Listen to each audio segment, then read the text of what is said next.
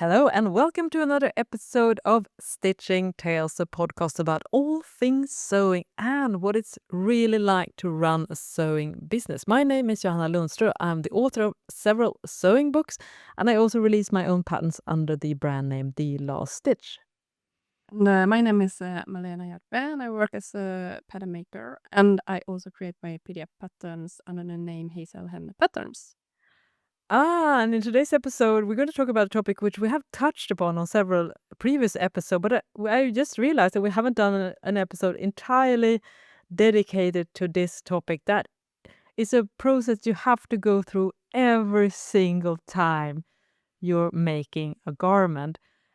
But at least nowadays, because I'm just going to bring you way back in time, because in the 80s, there was this woman magazine here in Sweden that ICA-Kuriren, for those listening in Sweden, it it provided in their issue you could order pre-cut fabric to make your own garment. So all you had to do was sew.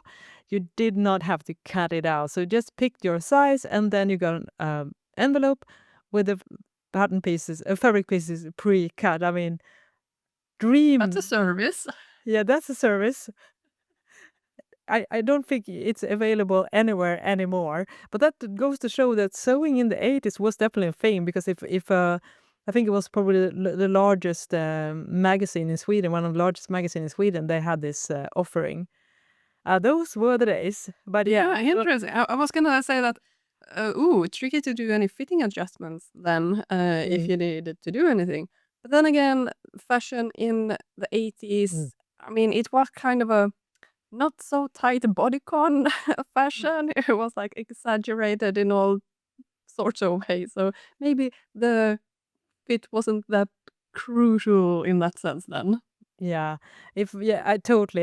Because memory recall, it was pretty easy garment, maybe like a straight blouse or a shirt or a dress, or yeah, as you say, everything was oversized and a lot of straight lines, very little darts, very little fitted silhouettes. So I don't think it was. I don't remember fitting being a big thing. I guess that always becomes tricky if the fashion is more fitted. I can imagine, for instance, during the 50s, I mean, getting the fitting right on all those woven fabrics, that had to be really difficult with those tight-fitting seams and everything. And oh yeah, but that was a little bit of a tangent, but I'm sure everyone probably knows by now what we're going to talk about, which is, Malena?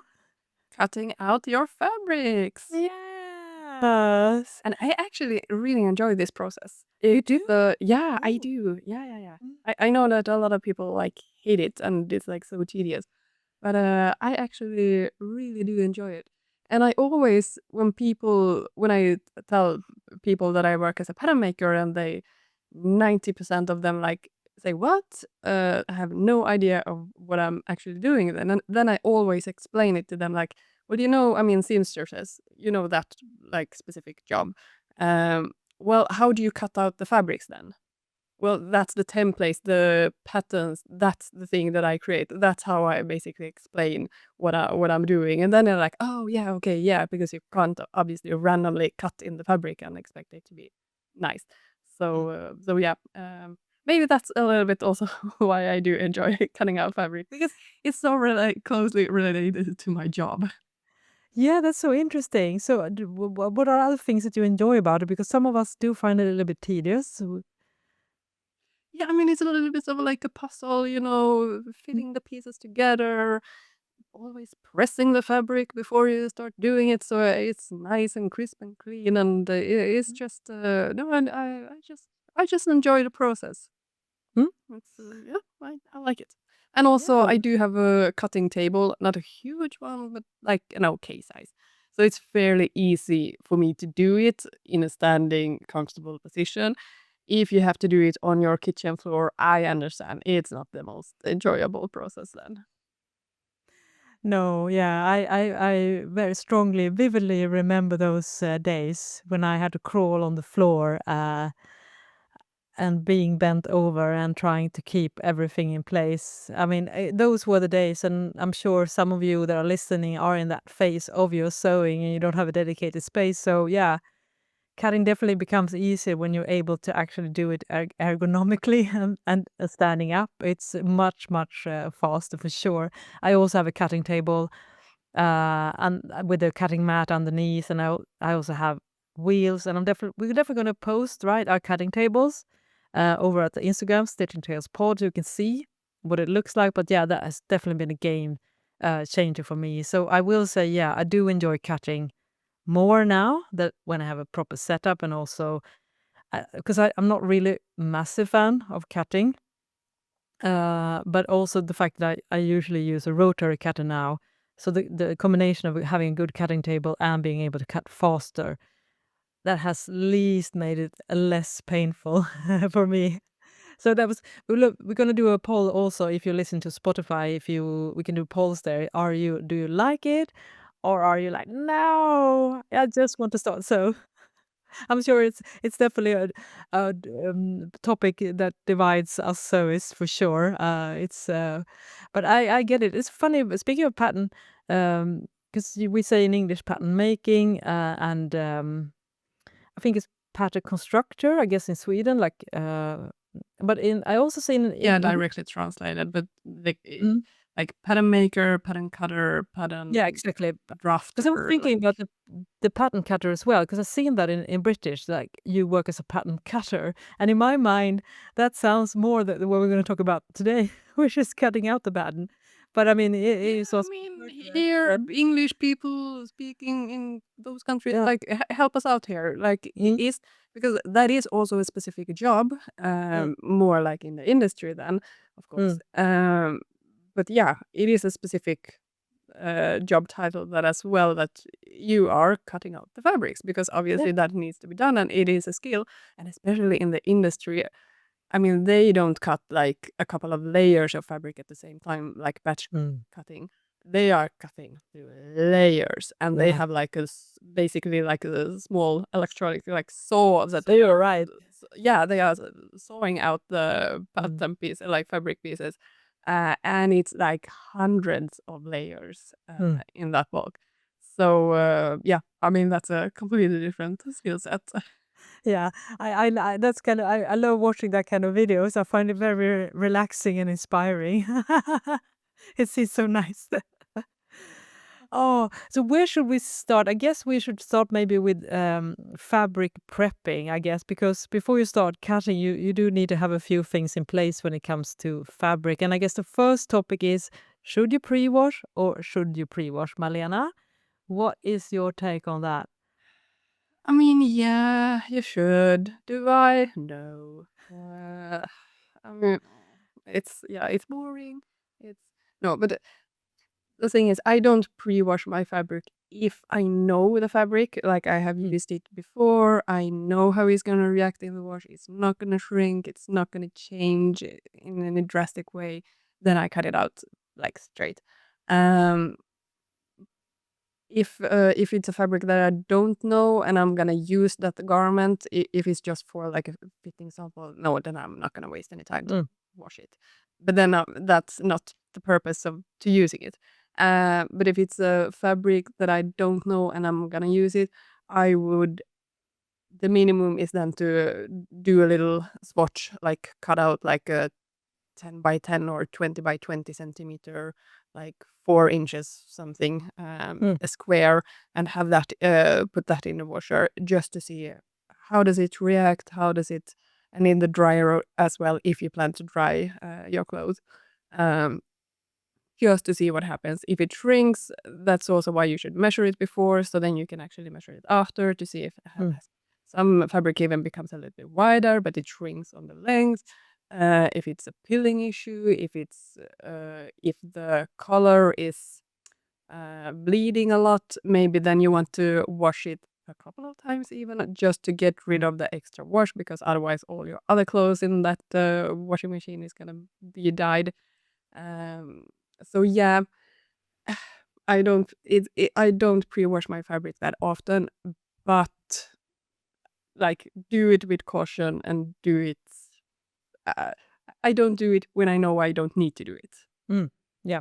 Let's put it at Because that. there are a couple of cons, I would say. I mean, it's always easy to say, oh, always pre-wash everything, like a blanket statement. But I would argue that when you pre-wash, you will sometimes struggle with the cutting, because sometimes when the fabric is really nice and flat, when it's fresh off the roll, it's way more easy to cut.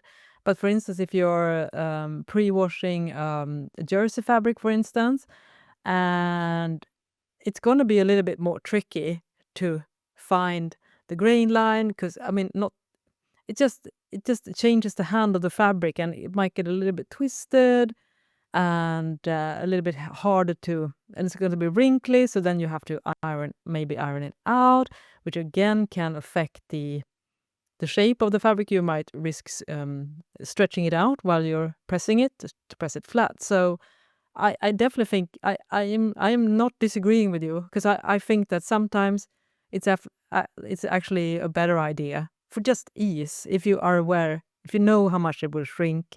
And usually most fabrics, they don't shrink that much, so you'd probably just have to add a little bit of extra length at the hem, if you check the shrinkage, and then you're probably good to go, unless you have a very complex style or a fabric that is very prone to shrinkage. For instance, wool fabrics, they have a tendency to shrink a lot lengthwise. At least some, if they are not like boiled wool, but like knitted wool, for instance, that hasn't been pre-treated, it can shrink a bit. But for instance, in my opinion, if you're sewing with a regular jersey and it's made with cotton or rayon, I think it's about 5% or something like that in general. It's not that much when you think about it. No, and So most fabric has actually been pre-shrunk exactly. in the factory, if it's a good quality fabric. And I mean, it has been dyed, it has been, after that it needs to be washed. So it usually has been treated pretty well. But again, it really depends on the fabric and yeah, the quality of it, basically. Yeah. So in my case, when I do pre-wash, it's usually either if I suspect it's gonna shrink a lot, or secondly, if there's a lot of like other like color residue, as you say. For instance, I just made a pair of jeans in dark denim, and I think I pre-washed the fabric twice, and I still had some bleeding. So it goes to show, as you say, how much color that, it takes a while to get all the extra color out of the fabric. So I put it kind of I got my, like, where I put my iron, where it stand, that turned a little bit blue because of the white Really? metal. Yeah. So, and I washed it twice, and it was still bleeding, and also I got a little bit of color also on the white pocket lining as well. So But is it I would not the sit on the white. indigo then you have? Yeah, it was dark. Yeah. I guess it was kind of indigo. It was a really dark denim. Because So that also mm, that is a natural dye color. mm, If it's synthetic, then it doesn't bleed mm. like at all the same way. Oh, But since it is a natural color, it is gonna bleed out. And I mean, we all know, I mean, that's also the effect you want with jeans. You want them to actually be um, look more worn mm, naturally, and that's because the color is fading. So it makes sense that yeah, that's gonna happen then to the fabric. So it doesn't have to be in that it's a bad quality of fabric in this case, because this is mm. very specific Yeah. denim indigo color. But yeah, just don't mix anything light when you wash it. No, no, for sure. I guess that goes with everything. I mean, Malena is our resident washer expert as well. I don't remember the episode name, but we have a very, very thorough run through on how to wash fabrics as well. We should probably do an episode just about that one in the future as well. But yeah, I agree with you. Another example, of course, is if you are a little bit worried about the residue of uh, chemicals as well, which can also be an issue. For instance, another pair of jeans that was already a wash denim, like a stone wash denim.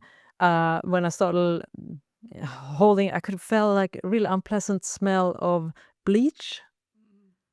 And so I decided to pre-wash that as well, even though it was already washed, so it wouldn't have shrunk more because it was already treated. But I didn't want to mess with that, and I think at least in Europe we have a good labeling now. It's called Ökotex, which I think means that the fabric is tested for any harmful residues. So if the fabric that you buy is labeled Ökotex, then you should probably be safe as well and not have to worry about getting some bad reactions or some bad stuff happening to your skin or so. Yeah, and they said that to us in school, that if your fabric smells, or garment, or that case as well, if it smells like perfume, it like has a nice smell to it, it's not a nice feature. They are covering something up. So that is also a good sign to, then it might be good to actually wash it, because, and also like some people have more sensitive skin compared to others. So if you have sensitive skin, then maybe you always want to wash everything. So it really depends. Like, no, I don't stand behind the you need to pre-wash every single fabric. No, neither do I. Neither do I. So I think we hope you equipped all of you to have the information at hand. So as with most things, it depends. Yes. I'm definitely do not pre-wash. I would say the majority of stuff I do not pre-wash. I will be absolutely upfront with that as well. So I'm in Malena's camp in that situation. The next thing, I don't know if the order, The but thing that I do always do. Can you guess? It's not washing, but it's like the thing that you do after, that I do regardless every single time I cut out press the the fabric. fabric, because that was what I was going to ask you. So what are the next step? Is it pressing or figuring out the grain line? And I guess the answer is pressing, right? I always press my fabric. With woven it's a little bit easier because it doesn't stretch out when you press it. With jersey, I'm more careful. I'm taking my time then to press it more lightly with a lot of steam, but just to get it nice and flat.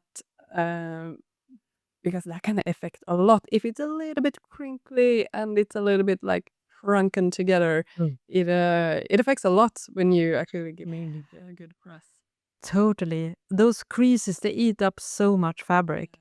Because you can really notice that. We probably all done it if it felt a little bit in a hurry or impatient and cut wrinkly fabric. And then when you press it, it kind of expands substantially. And then the fit will be off and it won't go together as well.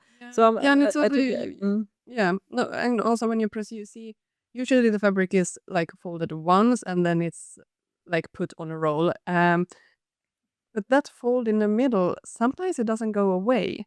Yeah, so annoying. And I want to know that before, if it's gonna go away or not. If I need to like place my pattern pieces to avoid that crease or pleat, or if it's find the place however.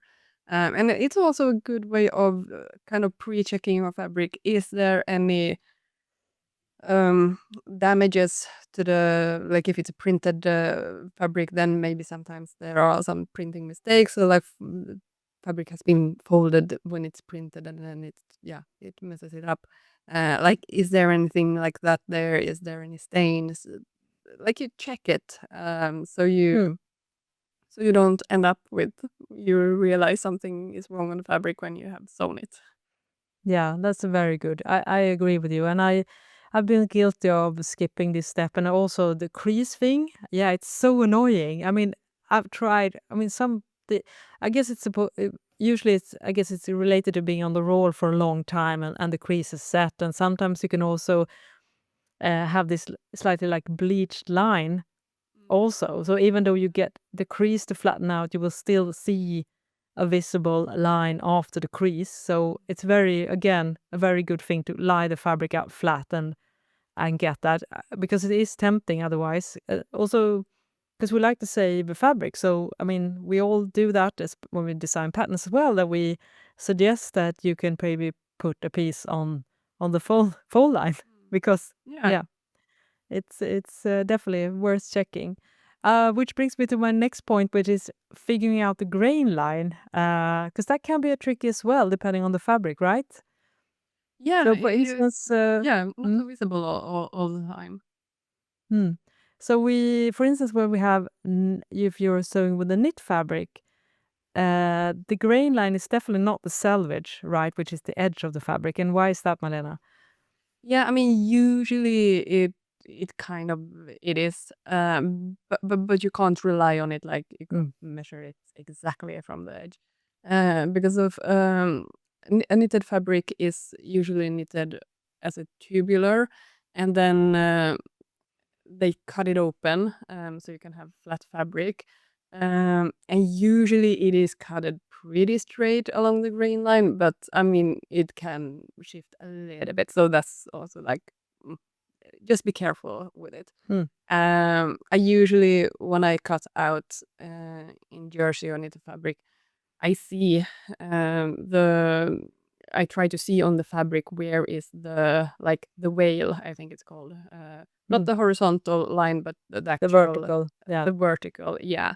So that is along the grain line. And I mentioned this several times before, but the row, when you knit the row and the grain line, they are not always 90. They don't have a 90-degree. They are not perpendicular. Yeah. Not exactly. They are like slightly tilted, the horizontal rows. And that's because when you knit a jersey fabric, you don't knit one row at a time. The machine is knitting like 24 rows at one circle, which makes it slightly tilting. And I do this because it's so much faster, which means so much cheaper then. So the more tilting it is, the more cheap, not so good quality fabric it usually is. So there is a fine balance there between time, cost, money, and quality. To try to find a good balance there. But that's the reason why it's slightly tilting. So you shouldn't follow the row there, follow the grain line like the way of the. So that's usually I try to see where it is and follow that. Yeah. So don't worry, for instance, if you're folding the fabric in the middle along that vertical grain line or rib pattern, that the upper edges might be a little bit slanted, because the only thing that matters is, of course, that vertical line is aligned. And I agree with you. And my personal thing is that if you are struggling, which is something I will talk probably about several times here, is that cut things as a single layer. If you do struggle, so that means that you cut each piece separately. So for instance, if you're cutting the back piece, which is usually done on the fold, you can just cut half of it, flip it over, or redraft it so it's one singular piece, because then it's so much easier to align, because then you can just align that mid-back seam, for instance, along the grain line, and then flip it over or you mirror it. And that in my opinion, I think it's a really good idea, because sometimes it can be tricky, especially if the fabric is a little bit twisted or dark, for instance, or very finely knitted. It's gonna be harder. And by the way, you also, because if you're watching the video version, I'm wearing a striped t-shirt today made with knit fabrics.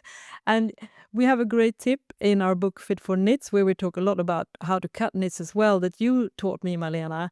And that is, when you're cutting something that may be striped or a pattern on a knit fabric, you might have to pick sides, or how should I explain it?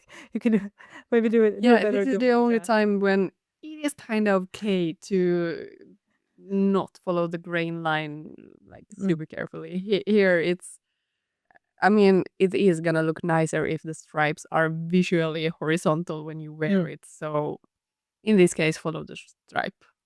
Yeah. So yeah, sometimes that means you have to tilt maybe the pattern piece just slightly off grain.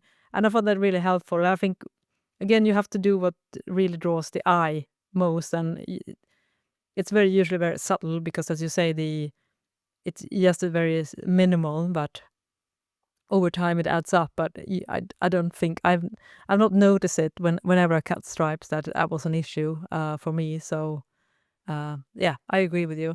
So that was knit fabrics, and then we have woven, and there are several different ways, I guess, to figure out the grain line. What is your favorite way? Yeah, I mean, for the woven fabric, it's a little bit easier because then you have the selvage edge, and that is along the grain line. Usually there is like a one thread different colors in the selvage edge, so I usually use that one and measure to the grain line on the pattern piece, so I get it parallel to that line. If you have cut it away, like it's more like leftover fabric pieces, then of course it's a little bit trickier if you don't have the selvage edge anymore. Mm. But try to see on the fabric then how where is the grain line. But I mean, obviously, yeah, selvage edge is the biggest help here. Yeah. I think that the tricky thing where it can be tricky is that you also have to align it horizontally in a way, because if you don't have a clear folding line in the middle, um, if this on a big roll, it doesn't really help. You have to, even if you line the edges, you might risk tilting the fabric a little bit, especially as you say, if it's a little bit cut unevenly or so. Um, so two tips that I've been taught, which are basically the same. One is when you're doing a regular woven fabric, is that you cut into the sides and then you tear it all the way. So the theory, depending on the weave, is that when you tear it all the way along the entire width of the fabric, it will be straight. So then you can align both the upper edges and the selvage. That's that's the kind of old school way of doing things. I don't know, what's your take on that one? You see it Yeah, I sometimes in mean, fabric no, that stores as well. yeah, that's some fabric does that like beautifully. I mean, you have to leave a little bit of edge because the raw edge that you will Yeah. that you tear, it will be stretched out a little bit. So like there has to be a couple of centimeters and inches of for it to be allowed to be stretched out a little. But yeah, that's usually how you cut it in the fabric stores. Not all fabrics you can't do it to all fabrics, so you need to try it a little bit. And if I have a fabric that's a little bit thicker and you can't do that, I usually and I need to cut something straight. You can like cut a little notch and then take a thread and try to pull it out. Then Yeah. you can also see that you can follow that line then. Mm. But it depends a little bit on the fabric also if you're able to do this or not. Yeah. Yeah, it depends on the fabric, and those are the two methods I do a lot. And I think I'm not an expert on this particular topic, but I found a couple of instances that the thread pulling, which is a good way, because if you do the thread pulling rather than the cut and tear, you won't have the issue, as you say, with the stretch out edges. It's much more exact. Mm. But I found that on some weaves, I can't trust that pull thread to be absolutely straight, or because it seems a little bit slant. I guess it's depending on the weave. Yeah, here I have Mm, also noticed on some fabrics that mm, it is like it feels like the selvage edge and that edge, they are completely distorted. yeah. But if I remember correctly, that was some like lining fabric, acetate fabric, like Mm, it's really slippery. So I wonder if that has been like when it has been rolled up, pressed, like it mm, has been a bit distorted during the mm, process. But yeah, I know what you mean. mm. Some fabrics have, but these are like more slinky fabrics that has their own life Yeah. that I really like. Oh, so hard to They're handle. difficult with everything, from prepping to cutting to Yeah. sewing. Yeah. So what I do, if I am a little bit unsure about the thread pulling method, what I actually do now is that I have this wider quilting ruler, which I think is about 15 centimeters or 6 inches wide, and so it's enough to, I think, to be so I align that along the selvage edge, because that's, if we're talking about woven hair, we know that's going to be straight, and then I just use that to cut, because the length side of it is so wide. I wouldn't use a narrow ruler because then it's so hard to ensure, because it's very easy to start tilting, but because it's about 15 centimeters, I feel pretty confident in cutting. So that's what I do as well, if I just want to make sure that the upper edges are straight as well. Um, but again, if I find if I ever feel unsure, I just do the single layer cutting because yeah, since we're not working in the garment industry, it does add a little bit of time, but it's not that much. And I found that if I do that, I never have an issue with the grain line. Yeah. So, but normally you can definitely cut on the fold. I mean, most fabrics you can for sure. Yeah. Yeah. Mm. Yeah, it really depends on the fabric, I would say. And I mean, obviously, when you also place the pattern pieces now on the fabric, be we talked about stripe, but if it has any prints, I mean, we have all seen those pictures when the prints are a little bit ups and down. Maybe we all been Yeah. been there, done that as well. And if it also has some naps to it, the Mm. fabric that it like they need to be cutted in a certain direction, otherwise the light might make it look different colors, basically, like a velvet or corduroy or Mm. fabrics like that. So yeah, make sure to check that on the fabric as well. Like, does it look different if you hang it differently? Mm. Because it will have a huge effect. It might not be so visible when you have it there on the table, but then when you're outside in the light and the legs are cutted in different direction, it will appear to be two colors than if it's like a velvet fabric, for example. Yeah. Yeah, though very good point. I guess it's true mostly for velvet and corduroy. I think those are two main offenders that Yeah. it will look massively different if you cut in the opposite direction. It's just completely different fabric. One will look Mm. lighter and one will look darker. So it's unfortunately pretty much impossible to rock. And also good point about the print as well. I've done that mistake I think a couple of times. If the print is subtle, maybe it's like a flower and it looks like it's all over the place. But then when I cut, I realized, okay, but the stems are all in one direction. And I didn't really think because it was a little bit abstract. Uh, so yeah, it's always good to check the print as well. I mean, if it's just little dots, for instance, then usually very symmetrical prints, you don't have to think about it. But as soon as there's a more of a drawing element to the prints, you definitely need to check that everything it's absolutely the same way. And normally, if the more ambitious prints, they always have a clear direction, I would say. Yeah. Yeah. And if an accident has been there and you accidentally Mm. cutted something the wrong way, usually nobody will notice it unless you Mm. point it out. So Yeah. no need to sweat it that much if Or the accident has already been there. yeah, or make it as a design feature. I mean, we do see that sometimes on designers that they kind of flip over prints and things like that to add interest to the garment. So that could be also a way of doing it. But yeah, Yeah. cutting Yeah. cutting No, the and it's fabric in the same direction is probably a yeah. good idea.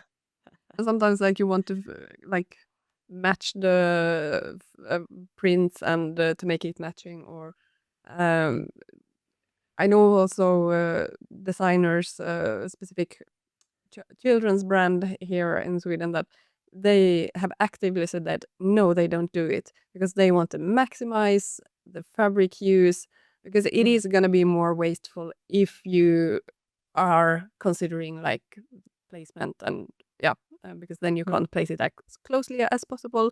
But I mean, if you make a single garment for yourself, I mean, obviously you can choose whatever you prefer it, but just keep it in mind. Yeah. Yeah. Conscious Good advice. decision which way you want to go. 100%. And then when you place the pattern pieces, then I guess we also have two camps. We have the pattern weights camp, or we have the needle or pins. I mean pins camp. So which camp are you in, Malena?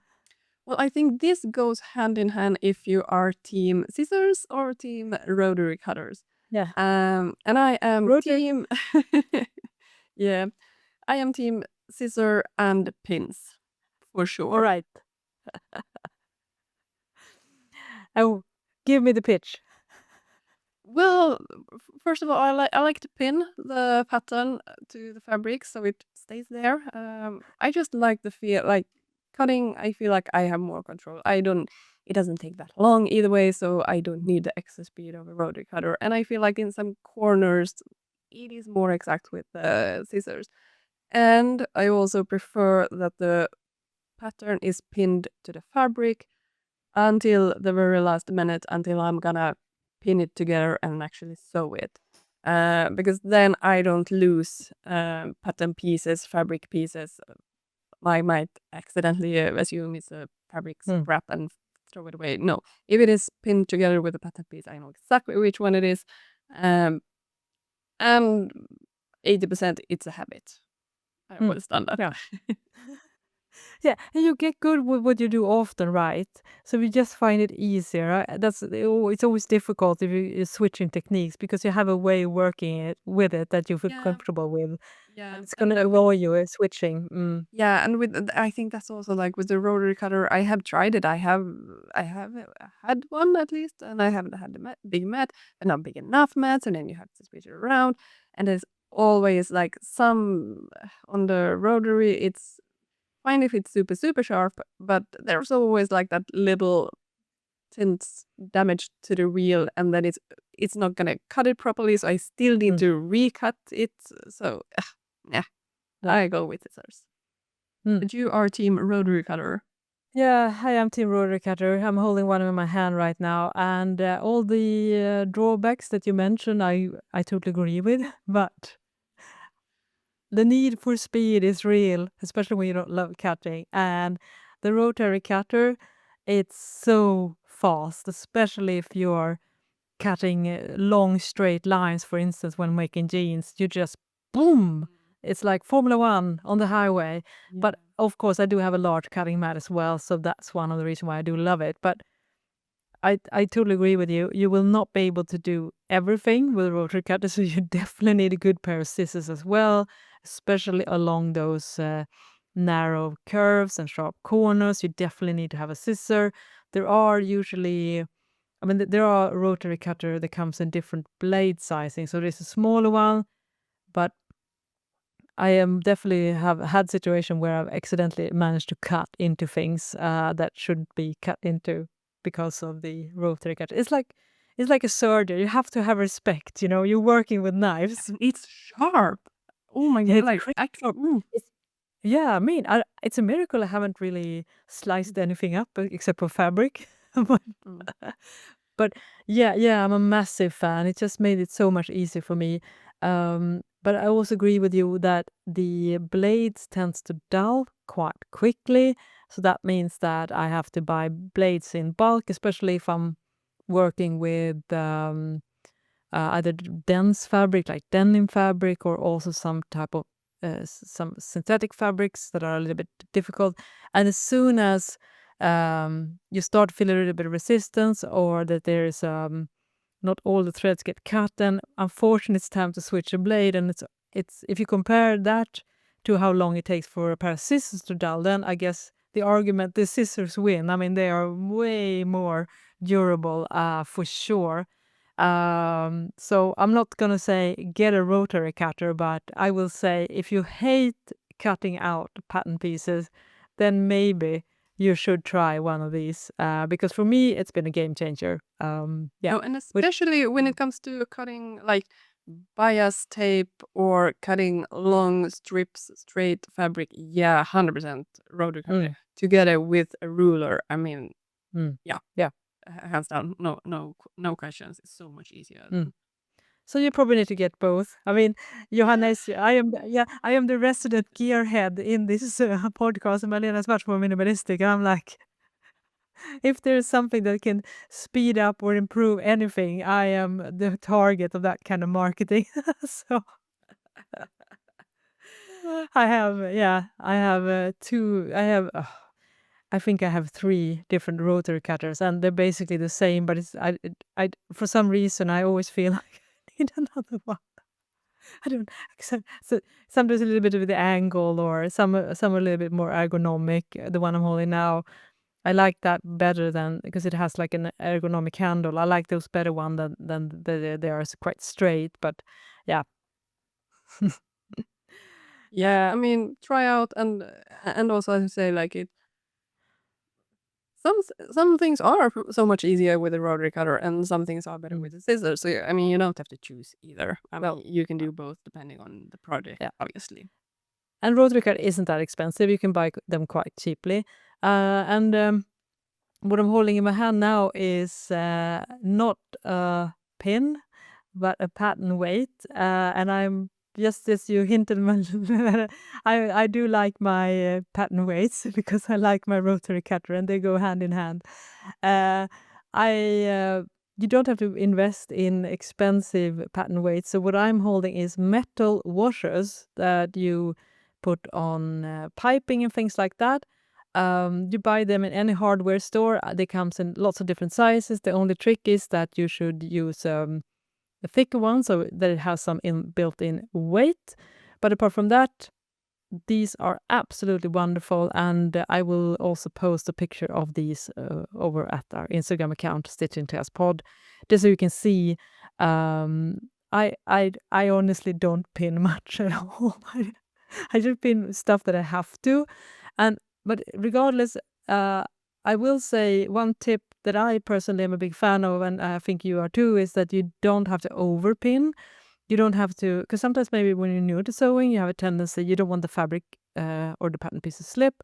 So you might end up putting lots of pins all the way around. And in my opinion, that you risk distorting the fabric, because every time you pin, especially if it's a little bit thicker, there's always a risk that you pinch the fabric. So when you cut it out, it might not lie straight anymore. So what's your take on that? Yeah, Do you like? no, I pin basically all like outer corners, and if it's a long, like if it's a leg inseam, I pin it. I mean, in the corners, and then Mm, once, maybe twice on the outer seam that is longer. mm, So it's I don't pin so much either. It's because no. as you said, it gets a little bit distorted and just annoying, pinning and Mm. unpinning everything. Then no need to overdo it. Right. You can also, I mean, you can use your hands to hold down the pattern pieces when you're cutting, because there is always a risk that you will slip. So you definitely need to add some type of resistance. At least I find when I forget to do that, I usually tend to slip, especially since I'm going so fast with my my speedy rotary cutter. And also we have markings and notching. So how do you mark notches? I notches I just cut in the seam allowance, Mm, mm, and I'm trying to think now. Like I think I cut along as I go, to be honest. I mean, when I come to that place when I'm cutting out the fabric, and there is a notch, I cut it immediately. I don't even cut out the whole pattern piece and then cut the notches. I do it as I go. Um, Darts and markings on the if it's like not in the edge but like inside, then I do it straight afterwards. Um, while the like pattern is still pinned to the fabric, I never remove the pattern and then a few days later put it back on and then draw the dart or something. I do mm. it straight away, because then everything is in place, it hasn't been moved, it doesn't shift then, um, and it's not forgotten when you start to sew and you realize, oh, I forgot to do it. So do that along as you go, is my strong recommendation, to be honest. Yeah, I agree. I agree. And I use the same technique. Normally, I use scissors for you need to obviously you need to have a sharp scissors that you can cut tiny notches, because you don't want to cut them all the way through to the seam line, because then of course the seam might break or the fabric might break. But I do that as well.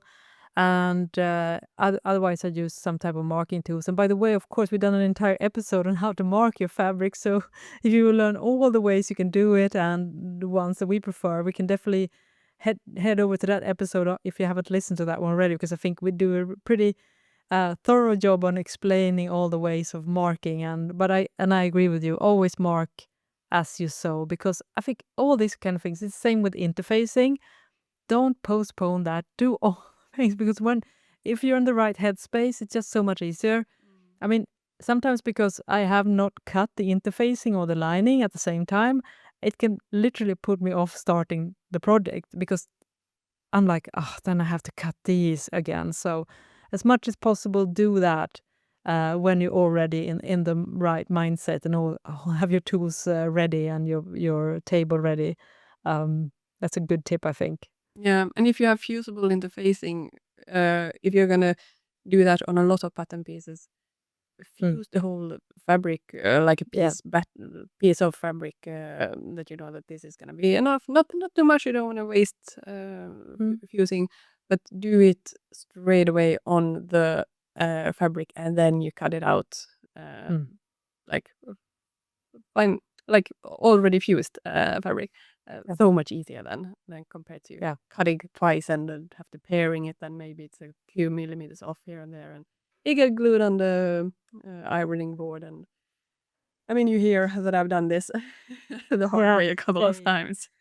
Yeah, it's so easy to distort either the fabric or the interfacing when you're Yeah, cutting. It's really hard to get them aligned, and I do cut them separately just because I like to save interfacing and fabric. But I mean, it's way easier to do the way you say.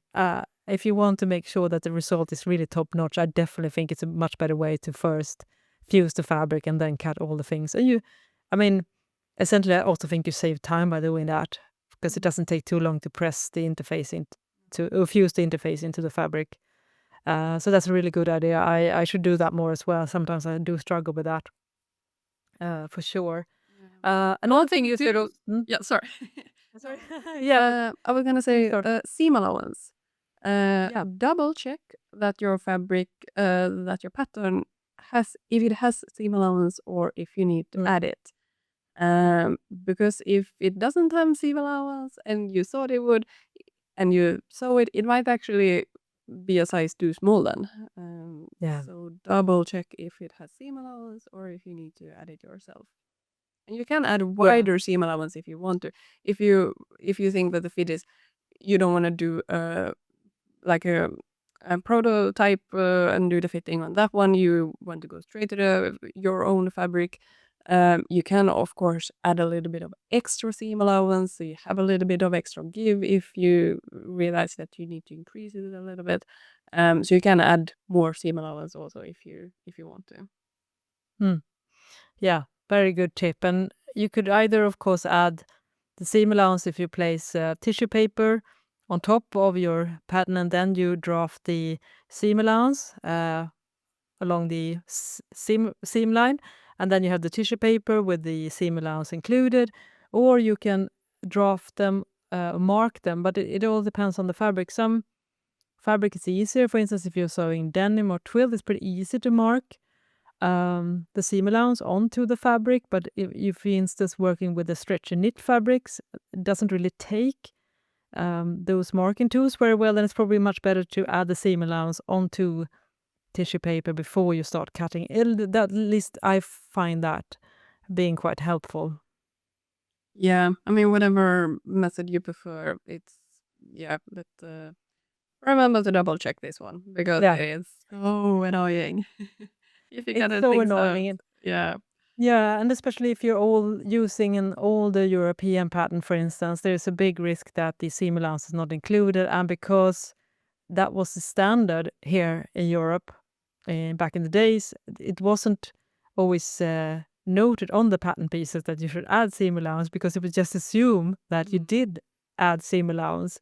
Whereas today, a lot of pattern pieces might have on the pattern, the seam allowance and also how much, but you cannot assume because it all depends on where the pattern comes from and if it's an older or newer pattern. And also, of course, that you have to check that this is the seam allowance you want to use. For instance, I mean, if you feel that the seam allowance of 1.5 centimeters, 1/5 of an inch is a bit too wide, maybe you should trim away some of the seam allowance as well before, because it can be a little bit tricky to do that afterwards as well. So you can do that already when you're cutting out the fabric, I think. Yeah. Yeah, no, it's all Uh, personal preferences how wide it is, but mm, you always need to just know how much it is. I mean, I always when I was in school and back in when it was a hobby of mine and I sewed just for myself.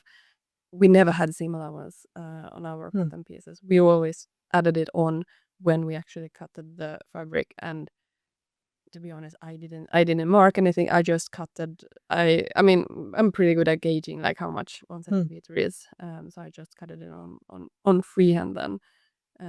But yeah, it's either way. Just make sure you know. Yeah, exactly. And then, but speaking of gadget, one thing I don't have, I should probably get it. I've seen that there are kind of this magnet seam allowance gauge that you can place, I guess, on your scissors. So the distance is seam allowance, and then you can Mm. just align that with the cut pattern piece, and that's a pretty clever Yeah, way of doing it. Mm. yeah, yeah. No, there are good tips and tricks there out there. If you Mm. Google it, it's And finally, once you cut it all, you mentioned it previously, but we have to think about how to know which piece is which afterwards. So you said that you like to keep the pattern pieces on top of the cut fabric pieces, right? When yeah. you start sewing. Yeah, they are combined, pinned together until Mm, the moment when I actually start pinning them together and sew it. They are, mm, yeah, it's so much easier to do it this way. Also you then know a little bit better if you, for example, some fabric, I mean, you see easily which are the right and the wrong side. But some fabric, there is actually no difference. And I mean, if there mm, is no difference at all, then it doesn't matter. But you don't obviously want to twist one leg and not the other because then all of a sudden it's not going to be matching. Um, so it also helps me to know which side is the right and the wrong side. mm. And you do it with the tape. You mark the Yeah, I right do the sides, right? tape. I mean, sometimes since I use pattern weights, I sometimes I pin the pattern pieces to the fabric afterwards. But I'm a big fan of using just freezer tape or marking tape, where I just write the number or the pattern piece name or the right side like an R, so I know which go where. I found that really helpful. Just any type of tape that will not stick to the fabric. It's very easy to remove. Is super helpful as well. But also I do what you do as well. I pin pieces. Because you do sometimes you cut something and then you won't end up sewing it, and weeks later it's so difficult. Yeah, sometimes if you have moved around the fabric and you just cut Oh. the small notches on the sleeve head, usually there is one notch in the front sleeve and two notches in the back sleeve on the sleeve head or sleeve cap. And if you cut it really small, you might not really see where it is. So if the pattern is pinned to the fabric, you see it right then and there, Mm, which is what. So it avoids those easily annoying mistake to mm. pin it wrongly, incorrectly. Yeah, that's a really good idea. Have we covered everything now? I guess we could go over to nuance, but I will also say you can definitely go back if you want to learn more to check out previous episode. We have done, as I said, one about marking fabric. We have talked about how to cut knit fabrics in particular. I know that episode. And we also talked about pre-washing things previously as well. I will list some of the episodes in the show notes for this episode. So if you want to go back and learn more in depth about all the specific things that we talked about, because it's such a big topic, Yeah, I it really is. said, Yeah, yeah. one thing that I do still want to mention, if you cut out, this goes also a little bit for woven, but mostly for jersey or any fabric that stretches. Um, you can't have it on the table and then it falls on the floor and then yeah, the fabric gets Mm, stretched out. And when you yeah. cut it, when it's slightly stretched out, then it's obviously gonna shrink back to its original shape in the end, and then it's gonna be too short. So the fabric Mm, can't be stretched when you cut it. That is super important. So it needs to be relaxed. It needs to be in its natural shape, so to mm, say. So that is specific to stretchy fabric, but that's yeah. so important. So if you, for instance, have a sewing table then I recommend that you roll it up like into a roll. So to just make sure that everything, even if you have more fabric than the table allows for, you make sure that you have all the fabric, as you say, on top of it. Don't let it hang, because just a little bit can cause it to stretch up, especially when you're working with these four-way stretchy fabrics. They have a tendency of stretching in, and obviously in any type of direction, because that's a property. It's a good thing, but it can definitely affect that. So I usually just roll it into a little bit of a sausage at the end of my cutting table, and then if I need to more fabric, if it's not wide enough on the cutting table, I just roll up a little bit more once I cut some of the pieces. That's how I deal with that. Yeah. Yeah, no, so That's probably one of the benefits of cutting on the floor. Yeah, true. You don't have that issue then, but yeah, that is such an important thing. And the reason why we are like emphasizing also like following the grain liner thing, both for jersey and bowen. If it is slightly distorted, the fabric piece might start to twist in a way that it's not supposed to be, and if it's washed as well, it might start to tilt or twist, and it doesn't. Yeah, it also will feel a bit weird when you wear it because it stretches out a little bit more in one direction and not the other. So that's why it's so important to follow the grain line. And also, well, maybe this is because we have done this so much, but you can kind of see it when it is not cutted along the grain line. It looks tilted, to be honest. Yeah, it does. I know sometimes it can be a design feature, but you definitely want it to be intentional. You don't want to be accidental. And then you want to have everything cut in a similar off grain line direction. For instance, if you're cutting on the bias or slightly tilted to get a specific effect. I know sometimes in denim making, in jeans, it's trendy to cut slightly off the grain to get the kind of twisted look, but you do want that to be intentional and not accidental. So for the most part, follow the grain line. I think that's a good rule of thumb, and take your time to make sure that you actually know this, especially if you're cutting double layers fabrics, because it can be, you have to make sure that both layers are also evenly and, as we say, aligned. So easy that the underlayer is going to be. Yeah. That's happened to me for sure, especially when you're working with knits. That's why, again, I'm a fan of cutting a lot of things as a single layer. Because I think it just gives me more control. I'm a little bit neurotic on that topic. All right. Well, I think that was pretty much it. And if you have any more suggestions or comments, you can always contact us on our social. You can drop a comment on our YouTube channel, Stitching Tales Pod, or over the Instagram account. And we should also mention that spread the word about the podcast. Yeah, please share it with a friend, share it on social. We want to reach out to more people, and if you have the time, give us a review either on you can do it on Spotify and on Apple. Yeah, Apple Pod. That makes us easier to reach out to new people. So if you would take the time, we would be so thrilled. Yeah, big thank you in advance. We would definitely be very, very grateful. Because we feel pretty proud of ourselves now. We've been consistent with this podcast for 1.5 years. I think in a couple of months' time, we will celebrate our 100th episode, which I think is Amazing. That will be amazing. Yeah, so we love all the support, and we're so glad that you have found this podcast. And as Malena says, it would be wonderful if you want to spread the word as well. And we're so grateful for you taking the time to listen to us every week. Yes, it has been lovely for everyone that you have been following us. We are so grateful for that. Yeah. All right. Then I think that was all for this episode. My name is Johanna Lundström. And my name is Malena Hjerpe. Bye-bye. Bye-bye.